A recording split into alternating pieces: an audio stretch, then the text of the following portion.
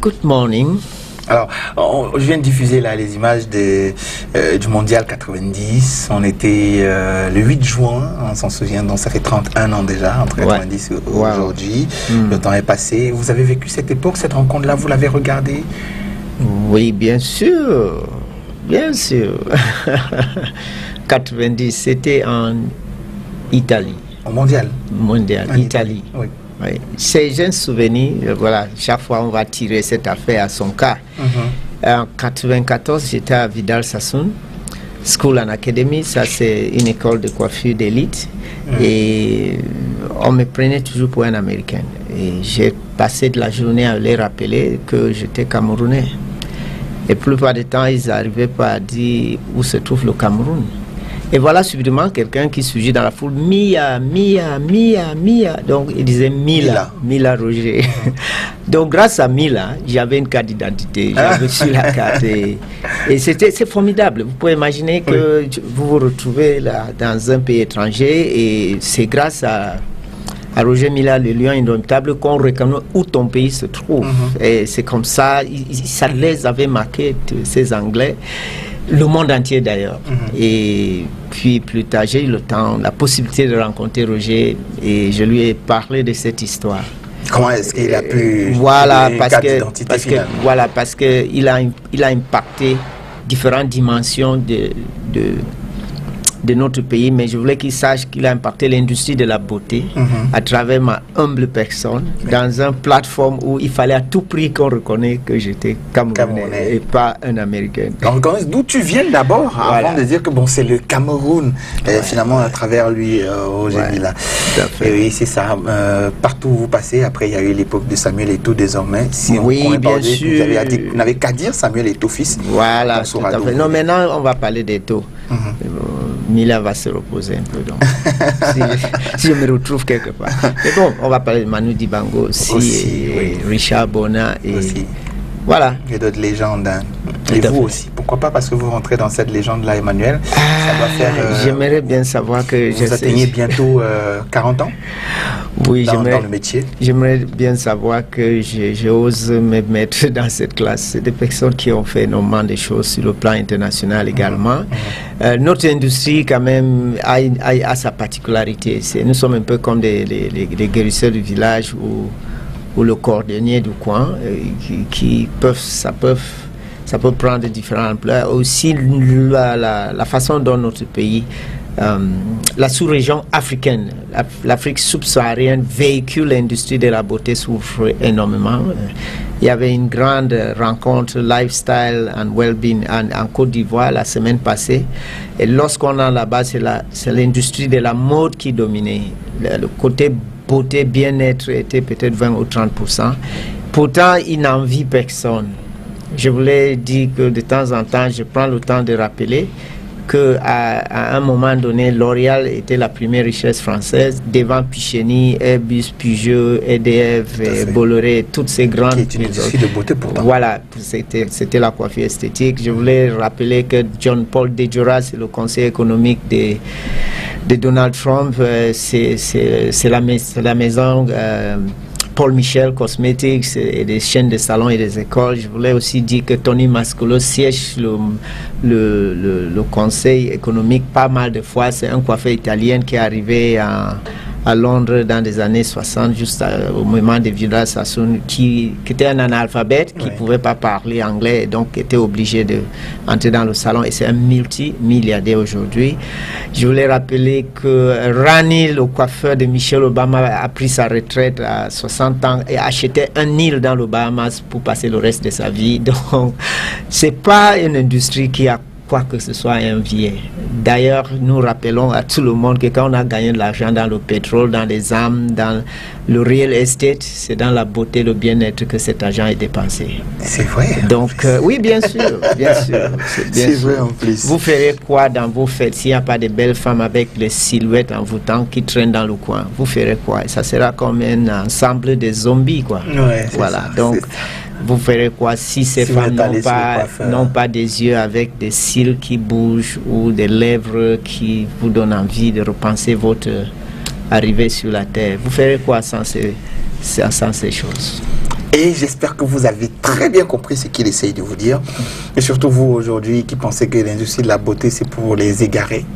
Attention, le petit listing des personnalités qu'il nous a citées ici à l'instant, ça me faisait sourire et ça me rappelait que vous êtes très grand. Vous choisissez d'être très grand en choisissant de venir vous inscrire dans une école pour ce métier-là. Avec plaisir. Il y a Vidal Sassoon qui est comme un patrimoine anglais. Donc quand on parle de Harrods... Un mentor pour vous. Oui, mon mentor. Quand on parle de Harrods, on va parler de Vidal Sassoon. Il y a M. Alexandre de Paris qui a reçu l'ordre le plus élevé de distinction française. C'est la chevalier, je ne sais pas combien là. Ouais. Alors donc, et qui est quelqu'un quand même intéressant, qui allait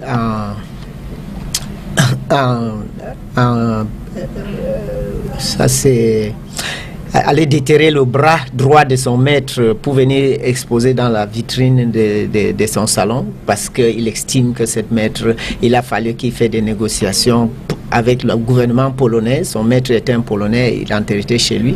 Il allait acheter son bras droit dont le squelette était exposé sur son vitrine. Je voulais parler de personnes qui font bouger les réflexions du monde dans mon industrie. Il a payé énormément, négocié pour avoir le bras droit de son maître exposé sur la vitrine de son salon. C'est mythique. C'est mythique.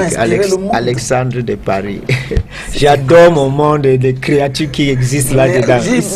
C'est parce qu'en fait, c'est un autre sujet qui nous amène aujourd'hui. Je vous aurais demandé de continuer dans ce freestyle parce que ça nous aurait permis de voyager. On va voir ça jeudi. On va ça jeudi.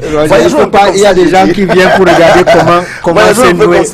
Voilà. Ça peut inspirer les jeunes qui sont là. Oui, un travail beaucoup plus au sérieux. Il y a énormément. Il y a des gens qui ont donné une dimension à cette chose-là. Énormément. Qui l'ont vu, qui ont une vision. Énormément. Il y a pas mal des histoires dingues dans cette industrie. Mais ce qui me plaît, en fait, ce qui est aussi dingue dans ça, c'est que ça a un lien avec le bien-être. Énorme. C'est le centre. Voilà. Et justement, c'est du bien-être de l'homme en matière d'émotion dont on parle aujourd'hui parce qu'on sait, Emmanuel, vous l'avez dit, les statistiques le prouvent, les hommes sont catégorisés plus suicidaires que les femmes, plus accidentogènes que les femmes. Les AVC, voilà, crise cardiaque, hypertension. Tout relève du déséquilibre, du mal-être émotionnel et mental. Mal-être émotionnel, tout simplement parce qu'on n'a pas appris à ouvrir, à dire à l'autre, s'il te plaît, j'ai besoin de toi. Ça se sonne aussi facile que ça, moi je vous assure. Par les différentes moyennes, on a dit 1, 2, 3, 4, 5 étapes qu'il faut réfléchir pour trouver un pote. À un moment donné, quand je suis arrivé, je me suis dit qu'on dirait qu'on était envie de draguer une femme. Le mot drague, je n'utilise pas beaucoup, mais donc je dois l'utiliser pour avoir le fait. Mais c'est cette réflexion qu'on a, hein, parce que avoir une femme dans sa vie, c'est un signe par le code homme d'être un homme. Pouvoir gagner l'amour d'une femme est un signe d'être un homme. Et même les parents attendent un jour que son fils ramène une femme. Bien sûr. Voilà. Donc, dans le cas contraire, on dit que mon enfant, c'est comment. Donc, le coach, on me demande, mais maintenant, on est en train d'apprendre, entre guillemets, à draguer. Non, pas dans le sens que vous pensez, mais vraiment avoir des potes véritables, des partenaires de vie avec lesquels on peut rattraper ce qu'on n'a pas pu dans les bricoles et des efforts approximatifs qu'on a eu à faire dans le passé. Ça peut vous retrouver à 60 ans, à 50 ans, à 70 à 80 ans. Peut-être tu as 2 ans encore à vivre. Ces 2 ans peuvent être la porte ouverte dans une gloire parce que la vie continue, finit pas avec ce que vous appelez la mort. Donc, ces transitions peuvent être miraculeuses. Et si ce n'était pas nécessaire, on ne devait pas être ici en train de parler de ça. Donc, peu importe votre situation. Les gens n'auraient pas pensé ça, ça n'aurait pas fait l'objet comment vous appelez ça d'une préoccupation de pas mal des études et des réclamations à tous les niveaux le plus élevés de la gestion de l'homme. Donc, on a vu le cas des parlementaires canadiens, québécois, dernièrement. Donc, aujourd'hui, qu'est-ce qu'on regarde quand on veut un ami? On a dit what, who, when, where, how, c'est-à-dire quoi? Qu'est-ce qu'on cherche? On cherche qui? À quel moment peut-on donner pour cela, où on va le trouver et comment on va faire pour l'avoir? Ce sont ces questions qu'il faut réfléchir avec. Et aujourd'hui, quand on parle de quoi? Qu'est-ce qu'on cherche en amitié? Quels sont mes critères? Quelles sont mes attentes? J'ai un manquement à quel niveau? Peut-être je suis un sportif, je veux un ami qui excelle dans le sport, comme ça mon rêve peut se réaliser. Peut-être j'ai toujours aimé faire la musique et j'ai des mentors ou des musiciens qui me plaisent. Peut-être dans le monde de la musique, je gagnerai pas seulement un ami très proche, mais aussi quelqu'un qui va me permettre à réaliser. La première chose ici, c'est d'identifier vos besoins le plus absolu et d'être sincère. Et surtout, chers amis, ça m'arrive des fois, ça peut vous arriver, n'ayez pas honte de vos besoins. Il n'y a aucun besoin qui est tellement petit ou trop bête pour être déclaré, pour être sollicité. Écoute au profond de vous, et si vous sentez ces besoins, et si ça se répète tout le temps, vas-y. Quitte à ce que vous dites que votre besoin est bête.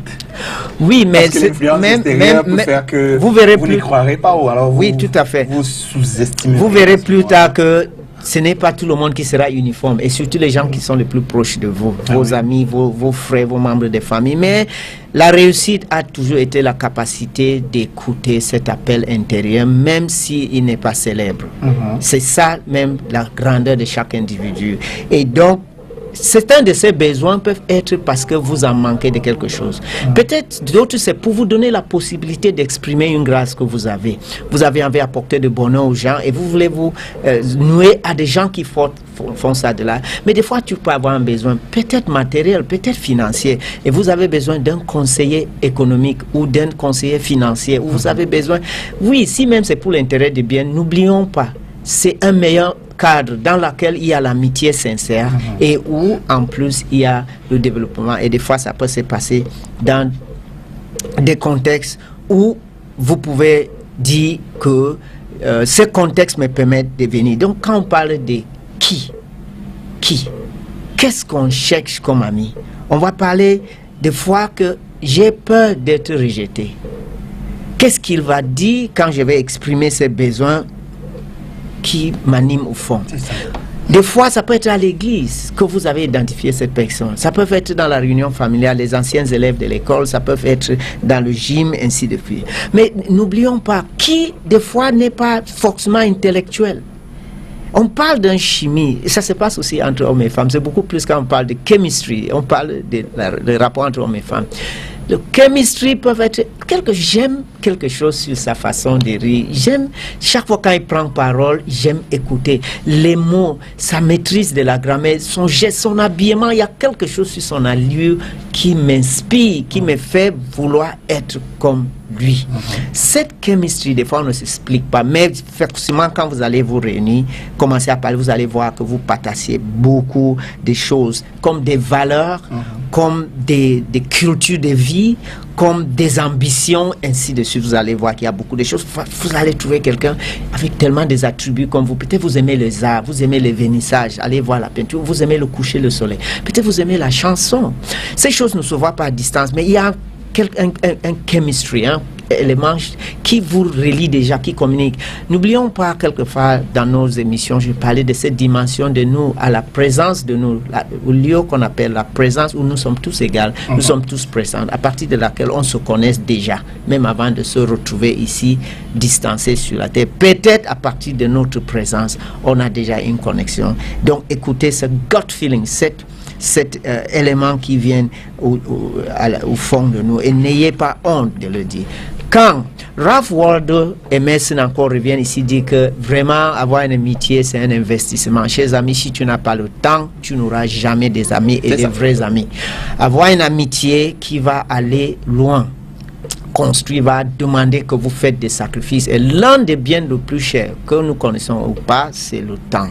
Et si vous voyez déjà votre emploi de temps tellement rempli avec des éléments rendez-vous après rendez-vous, ça pose problème. Et vous allez voir que rapidement, ça affecte ces 20 à 30 ans, parce que c'est à ce moment où on est en train de développer notre carrière. Une femme entre dans notre vie, nous avons des dossiers à courir derrière, le petit-né, sa graduation, baptême, amener l'enfant au sport, reprendre l'enfant de l'école. Quand on finit par arriver à la maison, on est déjà prêt à faire quelques éléments pour préparer le lendemain. À cette phase, on perd toute la possibilité, et nos amitiés de l'adolescente qui sont des vrais potes parce qu'on n'avait rien à prouver là-dedans, on perd le contact, on coupe le contact complètement avec eux. Et qu'est-ce qui se passe? Le moment où on a plus besoin à la retraite, on commence à se sentir seul. On trouve que certains ne sont plus vivants et on ne connaît plus leur adresse. Et on a tellement désespérément envie, et quand on commence à regarder le besoin de pouvoir nouer avec ces personnes, ça peut être très très pénible. Donc, sachez que vous serez appelés à donner un peu de temps. Donc, c'est un plan d'action comme un projet de société, un projet de vie que nous sommes en train d'élaborer. Vous allez vous asseoir chez amis, cherchez même un consultant, élaborer un projet de vie sur vous créer des vrais amis. Et n'oublions pas, ça ne demande pas la force. Ça peut demander le temps, oui, la patience. On va voir. Ça peut être pas la chose qui va se nouer tout de suite aux premières rencontres. Ça peut demander qu'on va dire, on revient, parce qu'à un moment donné, chacun doit ajuster son emploi de temps. Même quand vous le sollicitez, lui-même s'intéresse, mais il dit, je risque d'accepter quelque chose que je ne serai pas à la hauteur. Il faut que je vois, est-ce que j'aurai assez de temps? Ce garçon, ce monsieur est très sincère. Je l'aime bien, mais est-ce que j'aurai du temps pour l'accorder avec ma façon de fonctionner? Je ne veux pas le blesser, ainsi de suite. Donc, ça peut être de deux côtés, la patience va payer. Où est-ce qu'on va trouver notre ami? Quels sont des endroits? Les endroits sont forcément des endroits où vous vous trouvez déjà. Ne cherche pas à aller toujours loin. Il n'est pas à New York ou à Johannesburg. Il est peut-être dans le taxi avec vous. Soyez agréable avec les gens que vous prenez le taxi tout le matin. Parce que des fois, c'est au même endroit que vous vous retrouvez. Commencez d'abord à vous dire bonjour quand même. Vous vous revoyez là-bas dans ces carrefours chaque matin, hein, et vous vous retrouvez là-bas, vous prenez le taxi ensemble. Il est déjà temps de commencer à dire que vous déposez déjà ici, vous descendez. Il est déjà temps pour vous de faire un geste, peut-être donner 1000 francs et dire que bon, c'est pour deux places. Pour deux places. Et peut-être un jour, vous allez trouver la personne tellement joyeuse et qu'il va vous partager que ma femme vient d'avoir un bébé et que vous allez dire, ok, on vient voir l'enfant et vous amenez un bouquet de fleurs ou quelques cadeaux. Donc regardez, ne cherche pas très loin. Il n'est pas très loin, pas autant que ça. Ce n'est pas un hasard que nous nous trouvons au Cameroun ici et maintenant. Le fait de chercher sa gloire des milliers de kilomètres veut dire qu'il y a peut-être, on questionne l'univers et tout ce que lui peut apporter comme grâce, des moments les plus inattendus. Mais il est quelque chose. Évitez trop de rencontres dans des lieux brouillards et des lieux où on mange trop, on boit trop. Il n'y a pas des émotions profondes qui s'expriment là-bas. Invitez quelqu'un à faire un voyage par le train d'ici à Garoua peuvent être formidables. Pourquoi? Vous êtes assis à côté longtemps, vous êtes obligé de partager le sommeil, le ronflement et le paysage, et peut-être de véritables choses peuvent commencer. Cherchez à amener quelqu'un, allons jouer le tennis. Quand il est assis, il est posé à l'autre côté du filet, tu es ici en train de lancer le bal. À quel moment vous regardez vrai dans les yeux? Donc, il y a des lieux où ça diminuera la possibilité que vous amorcez un véritable débat. Donc, ici, c'est des rencontres sociales. Cherchez des lieux calmes où vous pouvez vous asseoir au bord de piscine jusqu'à 2 sur un coin, ou même si c'est le pop, pas des pop bruyants avec des musiques violentes et la cigarette partout qui intoxique l'esprit, excuse-moi, mais je voulais dire qu'il y a des milieux toxiques qui diminuent la possibilité de vous d'avoir le courage d'exprimer. N'oublions pas que ce n'est pas évident, et c'est là où on dit comment. Comment veut dire je commence comment? Quelle sera la première phrase? Et est-ce que des fois c'est tellement bête. Dans un groupe de travail où on amène des hommes à nouer des relations, on a essayé de dire à certaines personnes, passez un coup de fil à Christian, et je quitte le groupe de travail, je sais qu'il y a une rencontre dans 2 jours, il faut à tout prix que je ramène un résultat. Je panique déjà, je suis nerveuse comme le petit garçon qui doit demander la fille de classe comment tu t'appelles parce que je m'intéresse à elle, et donc je ne sais pas de quelle façon je vais demander, et elle-même a remarqué que de temps en temps tu la regardes bizarrement, donc elle attend que tu viennes dire ces choses pour qu'elle te dise ça m'intéresse pas. Dis donc, laisse comme ça, ne me dérange pas, je suis ici pour mes études. Donc vous voyez ces choses-là. Maintenant, c'est entre les hommes. Et tu as fait, finalement, je prends mon courage et je dis, hello, Christian, how are you? Mais avec hésitation, on va le sentir. Et je vais dire, j'espère que je ne vous dérange pas. Donc, toujours, on commence par, we have an apologetic approach. On commence toujours par, j'espère que j'appelle au bon moment. Donc, pourquoi? Dis que bonjour, je suis content de t'attendre. Comment tu as passé la nuit? Et ça donne confiance. Écoute, voilà. Donc souvent, comment est très difficile parce qu'on doute comment l'autre va nous recevoir. Comment sera sa réaction?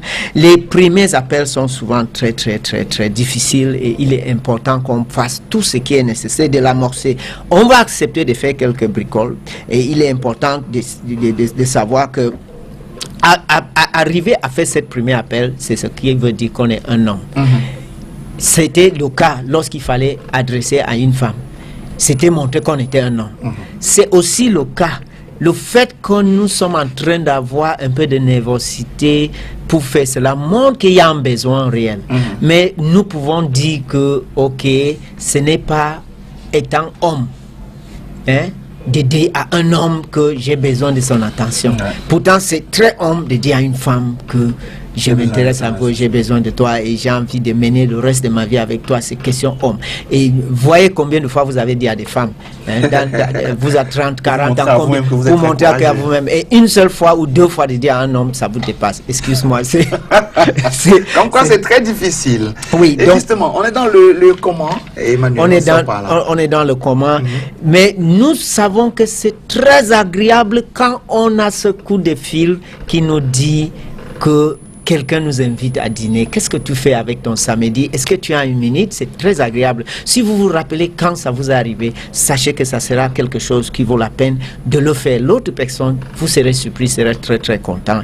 Et des fois, si vous êtes le pote de votre femme, partagez votre souci avec elle. Ce sont des personnes qui vont vous dire vraiment comment. N'oublions pas, ils nous ont attendus, ils nous ont vu venir pour initier ces choses. Finalement, nous ouvrir la porte. Ils peuvent nous être de très grandes coachs. Et sachez que les femmes, nos femmes, sont très engagées sur tout ce qu'ils peuvent nous apporter beaucoup de bien.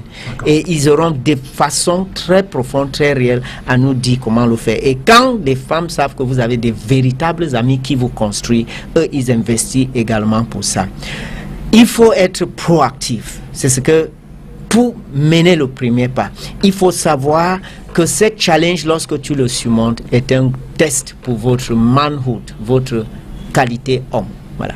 Et voilà, c'est dit. Alors, on a répondu à quelques questions ce matin. Quoi? Qui et comment et accéder et où aussi était très important aujourd'hui. On va poursuivre cela lundi. Lundi, on va regarder quelques techniques qu'il faut. On va regarder la communication, les skills, some skills, comme il les a appelés. Merci Emmanuel. Thank you. Retrouvez cet entretien sur STV Cameroun, la page YouTube en cours de journée, et contactez Emmanuel sur sa page Facebook. Emmanuel Tchangon Emmanuel. Allez, bonne journée. Thank you very much. Bonne journée mesdames et messieurs, à demain 7h.